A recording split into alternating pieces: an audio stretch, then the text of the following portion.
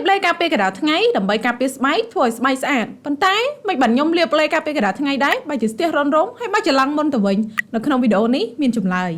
លេការពារកណ្ដាលថ្ងៃគឺជាតួឯកនៅក្នុង skin care ប្រចាំថ្ងៃរបស់យើងពីព្រោះអីមិនថាអ្នកទាំងអស់គ្នាលាងសម្អាតស្បែកបានស្អាតប៉ុណ្ណាលាបក្រែមផ្ដោះសំណើមជាប់លាប់យ៉ាងណាក៏ស្បែករបស់អ្នកទាំងអស់គ្នាអត់ស្អាតបានដែរបើសិនបើយើងអត់ការពារដោយលាបលេការពារកណ្ដាលថ្ងៃនឹងជាប្រចាំដោយសារតែស្បែករបស់យើងបើសិនបើយើងអត់បានការពារវាពីពន្លឺព្រះអាទិត្យទេស្បែករបស់យើងនឹងងាយខូចនៅរនាំងការពារស្បែកងាយមានស្នាមចាស់ជ្រុយជ្រួញឡើងឲ្យខ្មៅឡើងជាំជាដើមចាំអ្នកទាំងអស់គ្នាអាចធ្លាប់ឃើញរូបភាពមួយដែលគេប្រៀបធៀបគ្នារវាងអ្នកដែលប្រើលេការពារកម្ដៅថ្ងៃនិងអ្នកដែលមិនប្រើលេការពារកម្ដៅថ្ងៃគឺសភាពស្បែករបស់គាត់គឺខុសគ្នាដាច់ទាំងស្រុងតែម្ដងចុះមិនបានគាត់លាបលេការពារកម្ដៅថ្ងៃឲ្យមុខរបស់គាត់ទៅជាស្ទះរនរោមទៅវិញ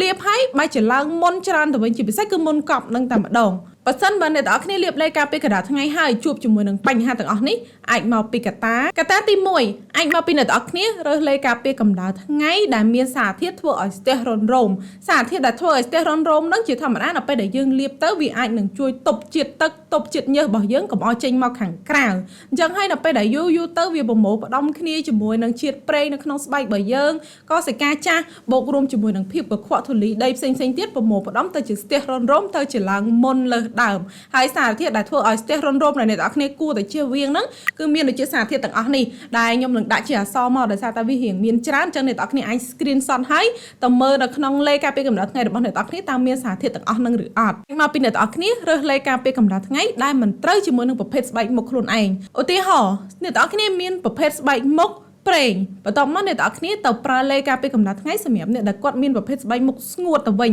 ច្បាស់ណាស់មុខរបស់អ្នកទាំងអស់គ្នានឹងមានបញ្ហាស្ទះរនរោមឬក៏ឡើងមុននឹងឯងចំណុចនេះគឺច្រើនតែកើតឡើងនៅពេលដែលអ្នកទាំងអស់គ្នាប្រើផលិតផលតាមគ្នាឬក៏ប្រើផលិតផលតាមការប្រម៉ូទផ្សេងដែលប្រើប្រាស់ដោយលើគេថានឹងល្អលាបទៅចូលមុខល្អសភ្លឺថ្លាអ្នកទាំងអស់គ្នានឹងទៅទិញប្រើតាមគេទាំងអត់បានដឹងថាតើប្រភេទស្បែកមុខខ្លួនឯងជាប្រភេទអីហើយលេការពារកម្ដៅថ្ងៃហ្នឹងត្រូវជាមួយនឹងប្រភេទស្បែកមុខរបស់ខ្លួនឯងឬអត់ដំណាក់កាលដំបូងបំផុតមុននឹងទិញដឹងសិនថាវាត្រូវជាមួយនឹងប្រភេទស្បែកមុខរបស់យើងឬក៏អត់ចំណុចទី3អាចធ្វើឲ្យស្ទះរនរោមដោយសារតែអ្នកទាំងអស់គ្នាអត់បានលាងសម្អាតស្បែកមុខបានស្អាតល្អត្រង់ចំណុចនេះគឺជាពិសេសសម្រាប់អ្នកដែលគាត់ប្រើប្រាស់ជាពពួក physical sunscreen ជាលេការពារកម្ដៅថ្ងៃដែលមិនបញ្ចូលគ្នាមានន័យថាមានទាំង physical មានទាំង chemical បញ្ចូលគ្នាដែលលេការពារកម្ដៅថ្ងៃទាំងអស់នេះគឺវារៀងមានសភាពស្អិតតោងជាប់ជាមួយនឹងស្បែកមុខរនរោមរបស់យើងខ្លាំងមែនទែនអញ្ចឹងបើសិនបើអ្នកទាំងអស់គ្នាប្រើប្រាស់ជាប្រភេទលេការពារកម្ដៅថ្ងៃទាំងអស់នេះហើយលាងសម្អាតស្បែកមុខអត់បានស្អាតនឹងច្បាស់ណាស់មុខរបស់យើងនឹងស្ទះរនរោមជាមិនខានអញ្ចឹងអ្វីដែលអ្នកទាំងអស់គ្នាធ្វើគួរតែធ្វើការលាងមុខ2តង់ដោយធ្វើ double cleansing ហ្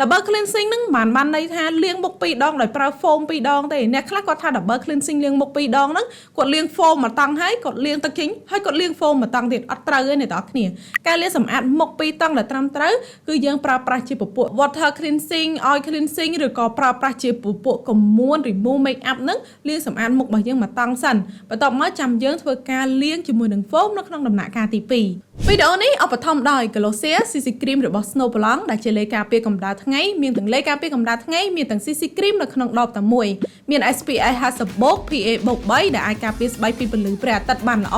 ជួយធន់អាប់ស្បែកនៅពេលដែលយើងលាបភ្លាមធ្វើឲ្យមុខរបស់យើងភ្លឺថ្លារលោងស្អាតដូចកូរ៉េ